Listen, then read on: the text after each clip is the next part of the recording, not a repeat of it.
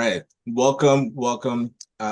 For those that are here to hear from potential future Prime Minister at the People's Social Impact Conference 2025, you are in the right place. My name is Ryan Knight, one of the co-founders of the Afro-Caribbean Business Network and one of the directors of SETSI, the Social Economy Through Social Inclusion, bringing you a deep dive with potential Prime Minister that is running for Prime Minister, the leadership of the Liberal Party, Frank Baylis. But just before we begin, we do want to start all things the way we begin, is acknowledging the original stewards of the various lands we are on. We also acknowledge our ancestors. We acknowledge all those who toiled without compassion or compensation.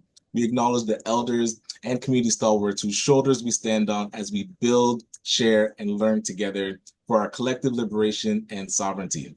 And just for context and people that may not know you, Frank, would love to get you to introduce yourself, a bit of your background, and some of the remarkable work that you're working on. Okay, well, thank you, Ryan. So, a little bit about myself. My name is Frank Baylis. I am a professional engineer by training, and what they would call a serial entrepreneur. So, I've been building businesses and selling them, but also always keeping a piece of my business too. And as was mentioned, I'm now one of the five people that are left in the race to replace Mr. Justin Trudeau as the leader of the Liberal Party. And if I'm lucky enough to win that race, I also become automatically the Prime Minister of Canada. And then there'll be an election most likely very quickly and that. So I'm very grateful for this opportunity to talk with you all this morning. I'm curious, just before we jump into our, conversation pieces, does it concern you at all the quick turnaround, like becoming prime minister and going straight into an election? How do you feel with that type of pressure coming on so quickly? Well, life is what life is, right? And so I've learned that if you spend too much time worrying about the circumstances they're giving you, you're not just focused on getting things done. So I tend to just accept what it is. I don't think there's anything that I could do about it, number one. And I also think that I understand how we got here. Perhaps Prime Minister should have stepped down earlier if he was going to step down. But this is life. This is, if it was easy and that, everybody would do it, as they say. So I'm up for So the true. job. Well, and that's where you've been under a lot of pressure with the types of companies that you've built and with your mother working together and then selling, I think building five businesses. I'm not sure if all of them sold, but how has Baylis Medical Technologies navigated the evolving healthcare landscape to drive innovation and improve patient outcomes? So a bit of the past that you worked on. That's a good point, Ryan. And I would point out that, yeah, all five, we sold five businesses. So a little bit of history.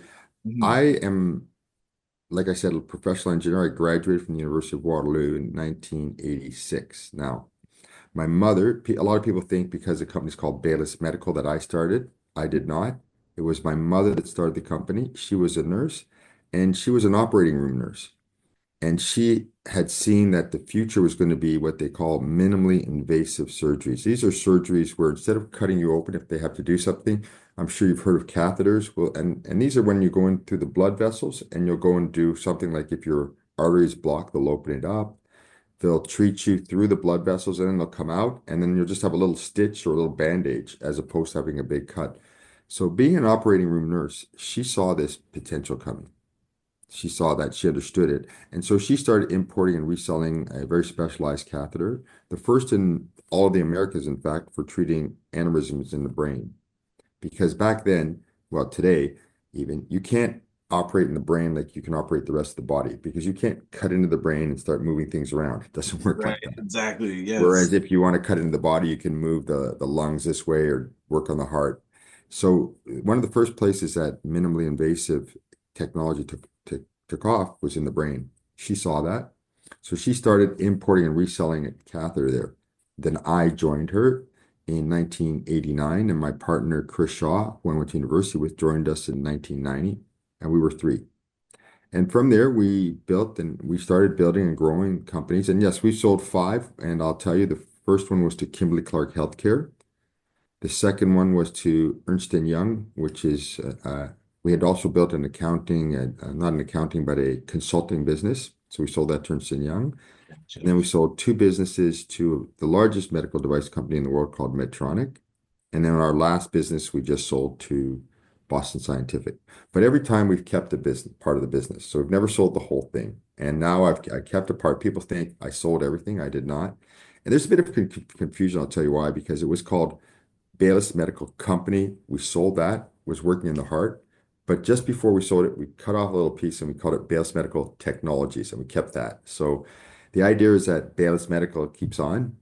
And in fact, the company that bought us, the cardiology business, they only have a license to my name, Baylis Medical Company. So even that comes back in a couple of years. So that's how we do it. And I love the almost the business like tips or the guidance that a lot of our entrepreneurs, because with Afro Caribbean Business Network, we work with entrepreneurs of African and Caribbean heritage, and we don't typically get that high level guidance or the high level ways to operate a business.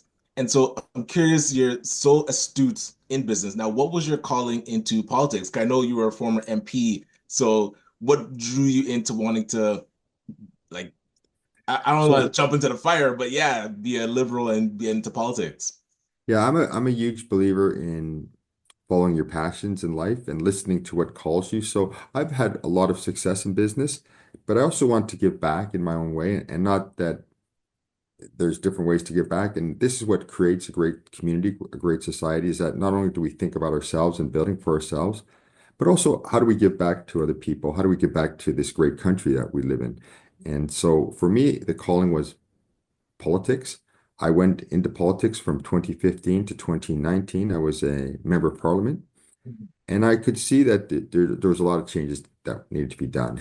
Right, right. So I tried to make the changes. I put together, I worked with conservative people, liberals, NDP, and the Green Party, because I'm not a very partisan person. I don't believe in that. And we put together a bill called Bill 231. And I was trying to change the way the government was run. Why? So that we be more efficient, get things done, reduce the, how do I say, the bad behavior that you see in Parliament, and really get people focused on making things work better for Canadians. Unfortunately, I could see that the powers that be did not want that. And so I made the decision to take a step back. But now that there's an opening, again, I thought, you know what? Let me talk to the Canadian people, tell them what I'm trying to do, and see if they get on board with me. And that, so that's kind of the way that I went through politics. I think it's a great honor to serve in the government. I was proud to have been a member of parliament and represent my constituents. But now I'm coming back with a Approach, because you've been, I guess you said you took a step back, so you've been observing what's been happening in our country and with specifically the Liberal Party. What would be kind of those first, they talk about the first 100 days, like what would be your approach to, I want to say fixing Canada, but improving Canada so that we're still a world-renowned country? So we have a lot of challenge in front of ourselves. I am not someone, I get very upset when I listen to some of these other people in the opposition attacking, criticizing, running down our country. Yes, look, we have challenges. We have problems like every other country, but I'm a huge believer in Canada. I'm a huge believer in our people, and I want to start reinvesting back into Canada. So one of the things I want to do is rejig the way the power structure is. You've probably heard about this where it's all been concentrated. This is normal. People concentrate more and more and more power into the prime minister's office. What I was trying to do was take away power from the prime minister, which doesn't belong with him, by the way, give it back to the speaker. And Speaker Greg Fergus, as you all Right. know, is the first Black Speaker of the House of Commons. He's a great Yeah. friend of mine. We formed Black Caucus together, in fact, when we were there together in 2015. And so I want him to get his powers back, because in our system that's been lost. I want the members of parliament to get their powers back so they can properly represent the people that they serve. And I also want to take the power back from the prime minister and give it to the people. And this was a very interesting thing I was working on, which is, if you can imagine, right now, we talk to Canadians once every 4 years. Hey, you like what we're doing? You want to vote for us, yes or no? And then we don't really listen as much. But imagine if enough people signed a petition that you could force a debate into the House of Commons. And this is an idea that's been working in the United Kingdom, and it's very well watched. So I was trying to say, let's follow that precedent and give petitions. If you had enough people sign a petition, it could be forced that the House of Commons would debate that. You may not get the answers you want, but at least you could be participating in it. Exactly. These are the kind of things I was trying to change. Okay. And of course, talking about our relationship with the US, and because you've had such great, I would say, in business, you've been doing a lot of work with companies in the US. So could you give a bit of an overview of that relationship between Canada and the US and Sure. why it's so important and how you would strengthen it? So look, we're dealing a couple things here. Mm. We're dealing, whether we like it or not, the Americans have put in place this highly aggressive, highly antagonistic approach to dealing with us. They put in a very hard-butted, I mean, I won't say the game that he's trying to play.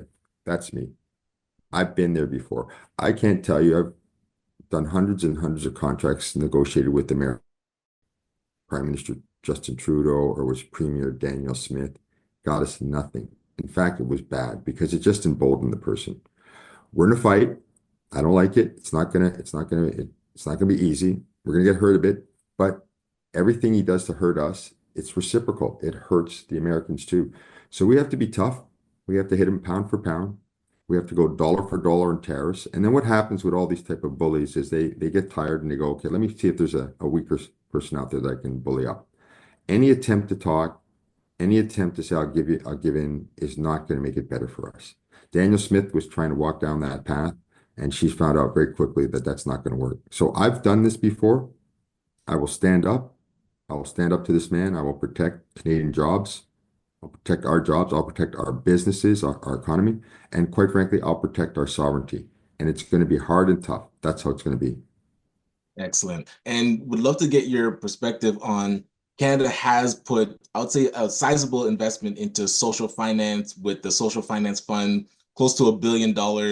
And now how that rolled out, of course, there's criticism on how fast money gets out the door, but your approach to, I say, social impact and using business as a force for good, what would be your approach to making sure that social impact is in the investing that the country does? So what happened when we went into politics? There was myself. Obviously, we talked about Greg Fergus. There was Selena Chavez from Toronto. There was Ahmed Hussein, and there was Emmanuel Dubourg. And we formed the first Black Caucus. Never been done before in Canada. And then we went to the government, finance minister, and that. We said, look, we want real concrete steps. We don't want talk, talk, talk. An example, it's an important one, is Viola Desmond on the $10 bill. We met with the finance minister and said he's redoing something. Let us start talking about Black history, but don't just talk about it, show it. So that's one example. We went and said, look, we pay taxes like everybody else. It's a pretty simple formula. So it's time to invest in our community, and we want real investments to wealth creation. So when I did my launch, we did it at Groupe 3737, which is this phenomenal incubator, and they're accelerating Black businesses, Black entrepreneurs, and amazingly, 7,000 jobs already created, more than $420 million in revenues generated. There, it's right in front of you. So that's the kind of work that we pushed for, and now we're seeing the results already. And I'm very proud of that. I think that that's an example of what I call let's invest in ourselves. I really want to say we got the talent, we got the know-how, we have everything we need. We just need the investments in ourselves. And there's a great example. That's why when I did the launch, I said I don't want to just do it at a hotel or something. I want to have people see what when it's well done, the powerful impact we can have. Absolutely. And I'm sure brother Louis Edgar might have mentioned to you the Black Entrepreneurship Program, and he gave you the statistics on how well it's done. Absolutely. So what are your thoughts on a program like that, how it did roll out, and what you would do to strengthen it once you become prime minister? Well, it's glad I'm glad you mentioned Louis Gall, and I thanked him because he was one of the people that introduced me, and he's a Yes. great friend. And he's shown that if we support our entrepreneurs, if we surround them, support them, and give them what other people have always given other entrepreneurs, we perform as well, or if not better, than everybody else. So that's a wonderful example of saying, look, let's have us making our own wealth creation. And that has not been there in the Black community. And that's one of the things that when Greg and I and Selena, we all said, look, we want to see real change. We want to see real investments. That's a great example of it working excellently, I might add. And it was so interesting hearing the story of your mother and her case against her employer being the precedent that was used in the future. So I was curious if you could tell us a bit more about your history. I know as you're running for prime minister, people are gonna dig into your business, but we'd love to learn about like the Yeah. personal life and more about your family. Yeah. So my mother is a Bajan, Barbadian lady, and she was a colored lady, came from Barbados. She immigrated to Canada, but she immigrated through United Kingdom. And my father's a white man. He came directly from United Kingdom. They met here in Montreal. This was their city. They loved the city and fell in love here. And my mom, though, you had to know her. Mm. She was a very, very strong person, a strong personality, a beautiful woman. They both passed away. And I can tell you if only my mother was alive and that I wouldn't even have to do anything. I'd be prime minister because she'd go around and tell everybody Right. in the country, just vote The for my campaign son. is done. In the 60s, there was overt racism. There's still discrimination and all that. It still exists today, but it was just out in the open. Gotcha. Horrible things like we don't hire black people because our people don't want to be served by black people. Things of that nature existed. And my mother, who was a nurse, was denied a job. Okay. But you had to know my mom. She did not take this lying down. She said, okay, look, we're going to go to court. She took that company to court. And as I tell people, was 12 years in court, 12 years. And after 12 years, they're finally found guilty. And then they're charged, like I tell people, the big money of $25. That's insane. That It is. And, but my mom was not fighting for money. My mom was not a money person. She loved helping people. She loved standing up for her rights. And what she had done, as you mentioned, Ryan, is she had set in Canada what they call the precedent-setting case. After she did it, and we all breathe cleaner air, better air, thanks to a pioneer like my mother. So I'm extremely proud of that fact. And it's impacted me. So I learned from my mother, listen, you stand up for your rights. And I learned from my father, who always supported my mother, you help people that are standing up for your rights. So I am formed, like we all are, by our parents. And I was blessed to have two amazing parents. excellent. And I don't know if you want to tell us a bit about how your family is reacting to you now getting back into politics and wanting to go for the top job. Because I know you took a step back, so they might have been relieved that they get, you know, get you around more. But I'm curious their thoughts now that you're running. You know, I'm really lucky because my brother, my sisters, my wife, they're all with me.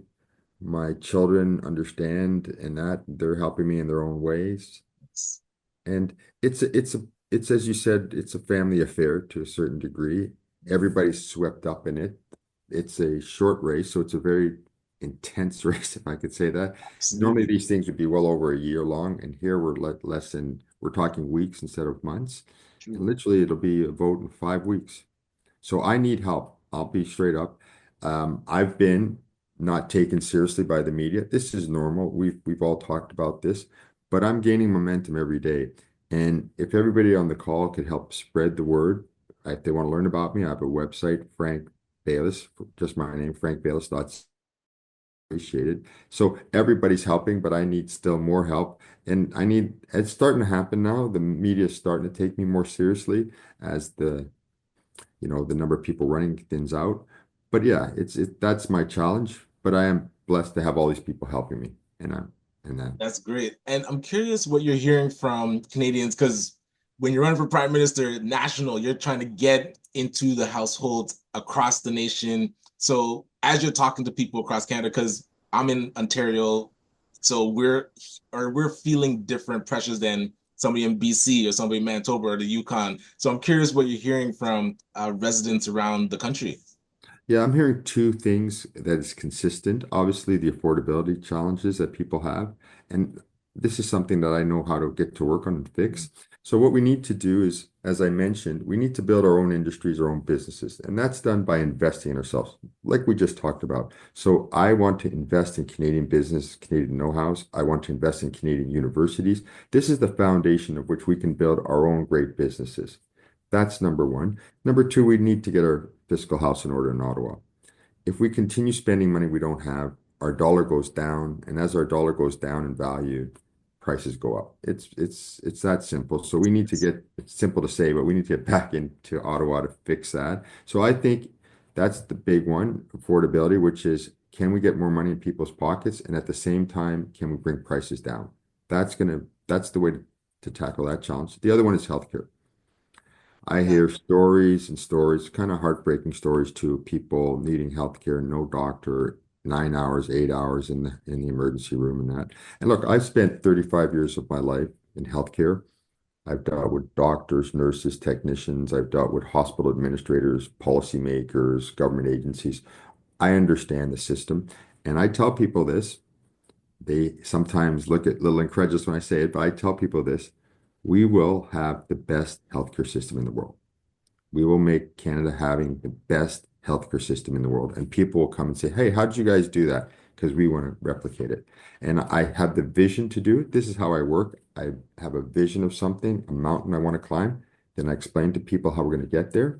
And we start working towards that mountain. And I'll give you just a little taste of it. Is that right now you only have two doors into using the healthcare system. You have a family doctor who's like a traffic cop and says, okay, you get to see them maybe in 4 or 5 months, and then I'll get you this expert, and that'll be 6 months later and that. Or you go to the emergency room. One, two, one, two. We need to open a third door. And I call that third door a continuous care center. And we're going to have it staffed by nurse practitioners. These are nurses that have been trained almost to the level of physician, and we're going to staff them and put them across the country. So you have a third door into the system. We're also going to open a fourth door with all the pharmacists. So you have a cold, you need a little prescription. No, you don't need to fight your doctor and you don't need to burden the system. You can go to the pharmacist, they're fully trained, and they can start prescribing certain types of medicines for you. So we're just going to open these doors. That's the first thing. And then I'm going to use artificial intelligence to accelerate the diagnostics. I'm going to use artificial intelligence to read how things should be done and how you should be treated. It's going to have a, obviously I'm in the high tech part of medicine, so I see these opportunities, and a lot of it I might add, all developed here in Canada. The technology I want to do, I want to deploy. So this is how the system is going to just get really alleviated. So guess what? You're going to go to the emergency room when you have an emergency, and they're going to be able to see you. That's Yeah, what you want. instead of the emergency being your family doctor.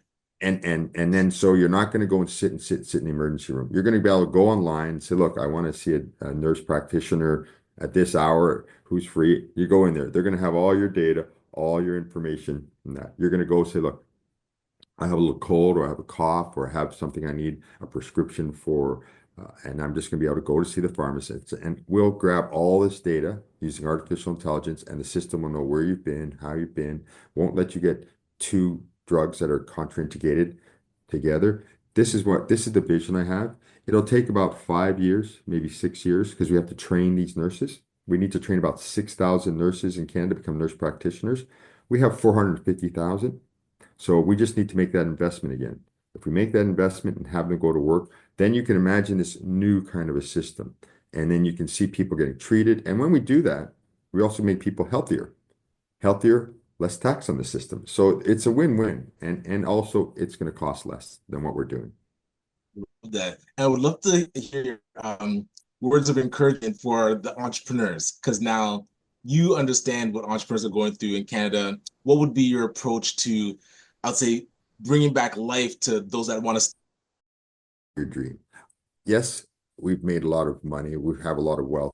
365 days a year, someone somewhere in the world is being treated with a product that we conceived, designed, manufactured, and brought to market.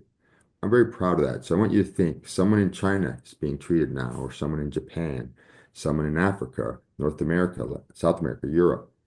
Because we had this vision, and it was really my mom's vision. Keep that in mind, right? She had the vision. So she took us what they call from 0 to 1. I came and took us with my partner and everybody else from 1 to 100. But that 0 to 1 many times is a bigger step, they say, than going from 1 to 100. So I really want to underline that fact.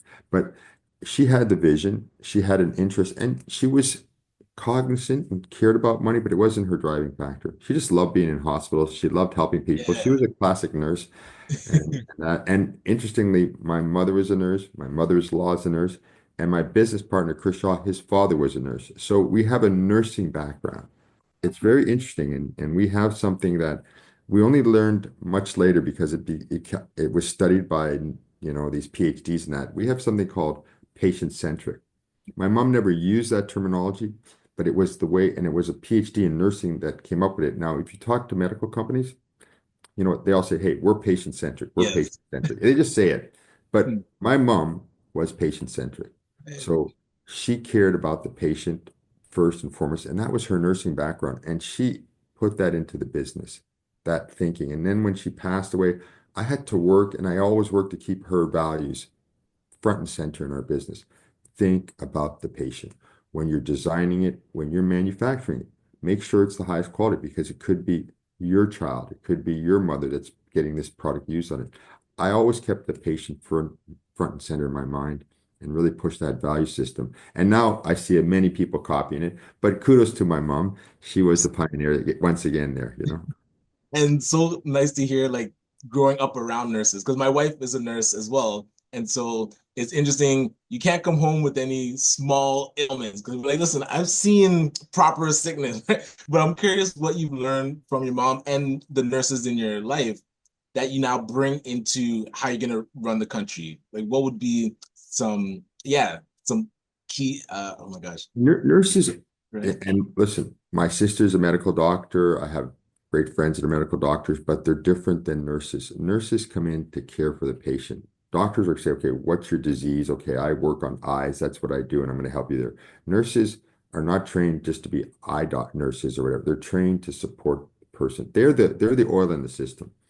They are the ones that if they're gone, the whole system is like seized up overnight. And that's why I'm looking to them and these nurse practitioners to really elevate them and give them even more skills, invest in their training to bring them to tackle the challenge that we have. I am a huge believer in the power of nursing. I have seen my mother's value system worked over and over for ourselves. I've seen her vision for a company work. So I want to bring that to Canada. And we call it patient-centric in medical, but I want to be people-centric when we go to government. Let's think about our people. Let's focus on our people. Let's invest in ourselves. Let's make ourselves stronger and better. That's this vision that I have. And I'll give you like an anecdote.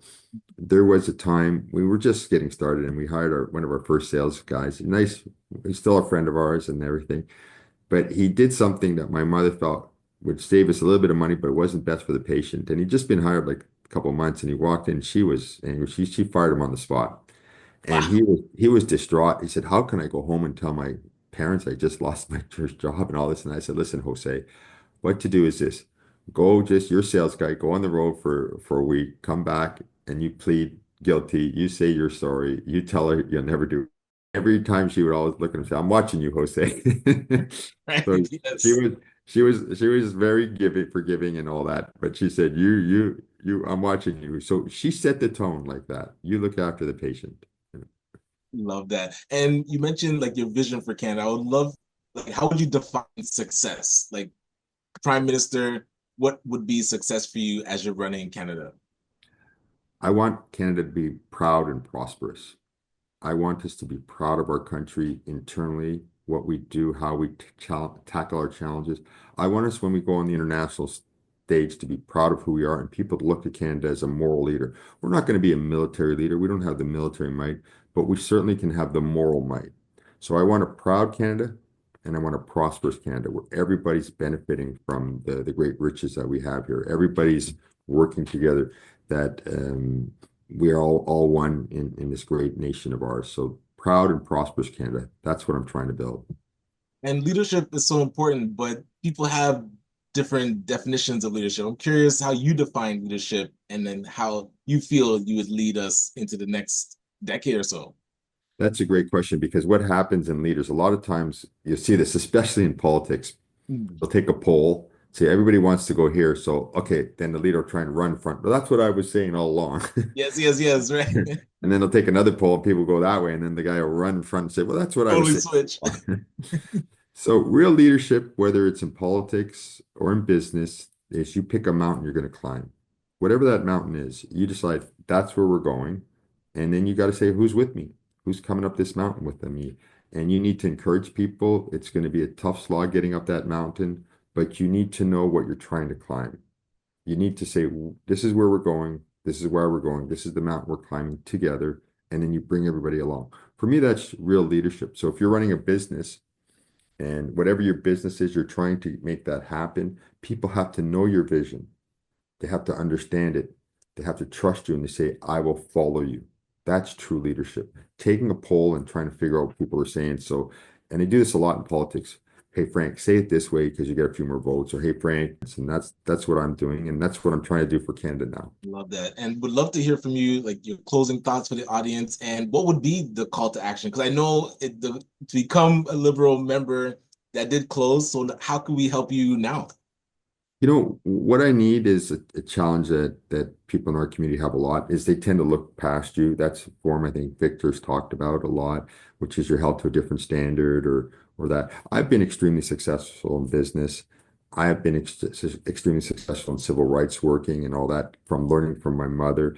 I have great solutions. I need to get that message out there more. I need you just to share. You could share the website, frankbaylis.ca. You could sign up and you start getting newsletters from us and just share them and encourage people to hear my voice. That's my challenge right now. But I can say that it's picking up already. But if I have the help from people, I'll make it happen. And with everybody here, and if you spread the word, it's totally doable.